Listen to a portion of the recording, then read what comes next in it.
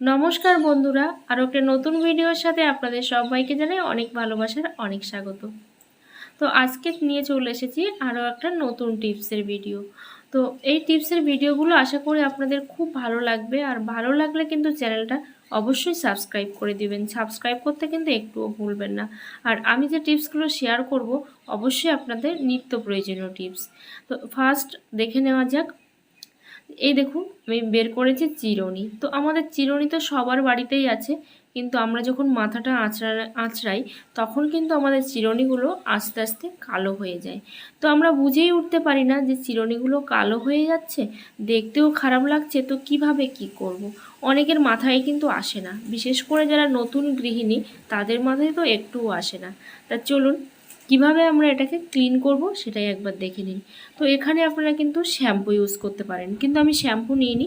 এখানে আমি নিয়েছি একটা গায়ে মাখা সাবান। তো সাবানটা আমি একটু জলে দিয়ে নিলাম, নেওয়ার পরে এর মধ্যে আমি চিরুনিগুলো ডুবিয়ে দিয়েছি। আর নিয়েছি একটা ব্রাশ, এটা হচ্ছে টুথ ব্রাশ। তো এই ব্রাশ তো আপনাদের সবার বাড়িতেই থাকে, যেহেতু আমরা সবাই ব্রাশ করি তো সবার বাড়িতেই টুথব্রাশ থাকে। তো সেটা কিন্তু একটু সাবান ঘষে নিয়ে, দেখতেই পাচ্ছেন এভাবে কিন্তু আমরা খুব ভালো করে ব্রাশ করে নেব।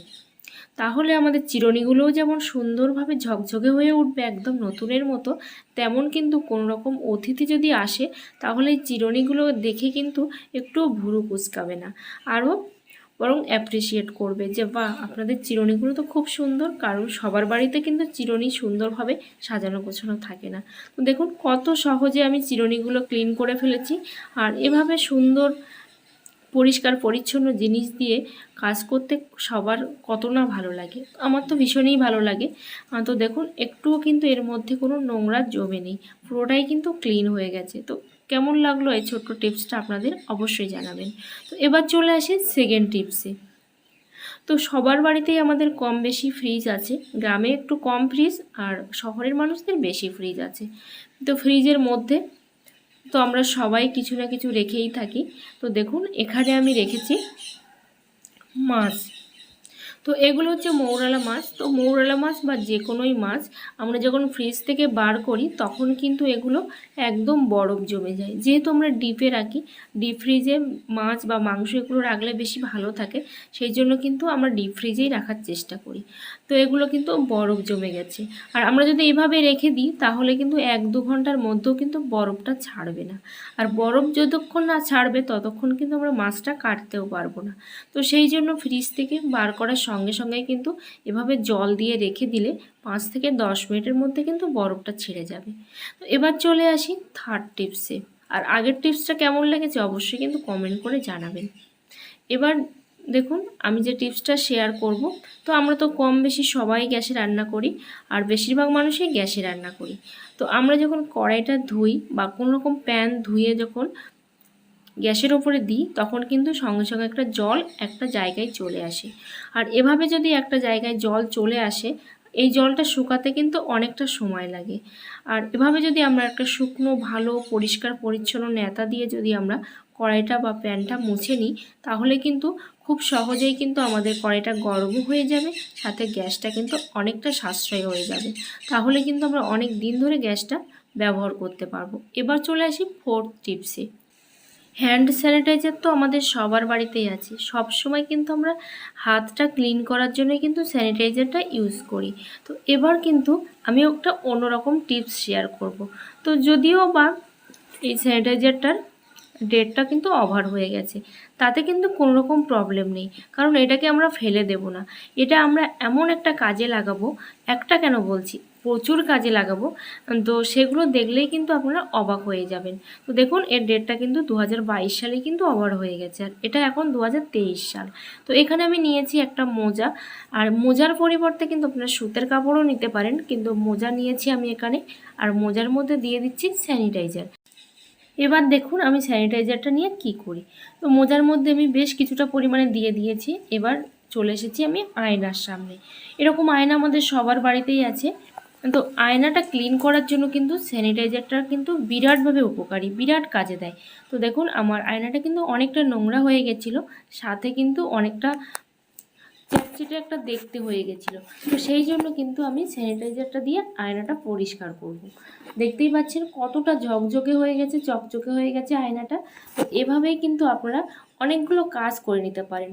আর ডেট ওভার হয়ে গেছে বলে কিন্তু কোনো রকম ফেলে দেওয়ার প্রয়োজন নেই। এটা কিন্তু আমার আরেকটা আয়না। তো দেখতেই পাচ্ছেন কত সুন্দর ক্লিন হয়ে গেছে। এবার চলে আসি আরও একটা টিপসে। তো আমাদের বাড়িতে কিন্তু সবারই কর্পূর আছে। তো কর্পূর আমরা পূজার কাজে লাগাই বা অনেকে অনেক রকম কাজেই কিন্তু লাগাই। তো এই কর্পূরগুলো কিন্তু একটু যদি আমরা বাইরে রাখি, কর্পূরগুলো কিন্তু ভ্যানিশ হয়ে যায়। কিন্তু কারণ কর্পূরের এই ক্ষমতাটা আছে ভ্যানিশ হয়ে যাওয়ার। তো কর্পূর আমরা দীর্ঘদিন ধরে কিভাবে ভালো রাখবো সেটাই চলুন আজকে আপনাদের সঙ্গে আমি শেয়ার করব। তো দেখুন আমার কাছে বেশ কিছুটা কর্পূর আছে, আর আমি কিন্তু এই কর্পূরটা পূজার কাজে ব্যবহার করি। তো বাজার থেকে কিন্তু কর্পূর কিনে আনতে গেলে একটা একটা পিস কিন্তু 5 টাকা করে পড়ে। আর সেটা যদি 2-1 দিনের মধ্যে ভ্যানিশ হয়ে যায় তাহলে কিন্তু অনেকটা বিপদে পড়তে হয়, আর সাথে অনেকটা কিন্তু পয়সাও খরচা করতে হয়। তো আমি এই কৌটার মধ্যে দেখুন যে কর্পূরটা আমি কিন্তু ভরে রাখলাম।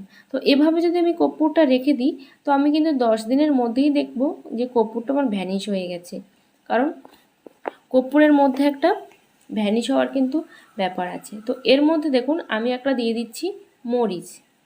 তো এখানে একটার বদলে 2টো মরিচও দিতে পারেন, কিন্তু আমি এখানে একটা মরিচই দিচ্ছি। একটা মরিচই কিন্তু এনাফ। কিন্তু এই মরিচটা যখন আমি এই কর্পূরটার মধ্যে দেব তখনই দেখবেন এই কর্পূরটা 10 দিন কেন 10 বছর রাখলেও কিন্তু এটা ভ্যানিশ হবে না, কারণ এটা এমনই একটা শক্তিশালী জিনিস। এরপরে আসি পরের টিপসে। তো এখানে দেখুন আমি কিছু বেলপাতা নিয়েছি আর নিয়েছি কিছু তুলসী পাতা। তো বেলপাতাগুলো দেখেই বুঝতে পারছেন আমি সদ্য তুলে নিয়ে এসেছি। না, আমি কিন্তু সদ্য তুলে নিয়ে আসিনি, এটা কিন্তু গতকালকে আমি তুলে নিয়ে এসেছি। তো বেলপাতাগুলো দেখেই মনে হচ্ছে না আমি এইমাত্র তুলে নিয়ে আসলাম। হ্যাঁ, কীভাবে এই বেলপাতাগুলো আমি রাখি সেটাই আপনাদের সঙ্গে আমি শেয়ার করব। সাথে তুলসী পাতাগুলো দেখুন একদম কিন্তু ফ্রেশ, মনে হচ্ছে এইমাত্র আমি গাছ থেকে তুলে নিয়ে এসেছি। আর বেলপাতা তুলসী পাতা প্রত্যেকেরই কাজে লাগে, প্রত্যেকেই কিন্তু ঠাকুর ঘরে ব্যবহার করে বেলপাতা তুলসী পাতা। আর সবসময় কিন্তু বেলপাতা বা তুলসী পাতা তুলে নিয়ে আসা যায় না, কিংবা সবসময় হাতের কাছে পাওয়াও যায় না। তো সেই জন্য কিভাবে আমরা ভালো রাখতে পারি বেলপাতা তুলসী পাতা সেটাই কিন্তু দেখাবো। তো একটা ভিজে কাপড় আমি নিয়েছি, এখানে আমি নিয়েছি গামছা, কিন্তু আপনারা চাইলে কিন্তু পরিষ্কার পরিচ্ছন্ন একটা কাপড়ও নিতে পারেন। তো এটা কিন্তু একদম সম্পূর্ণ ভিজে।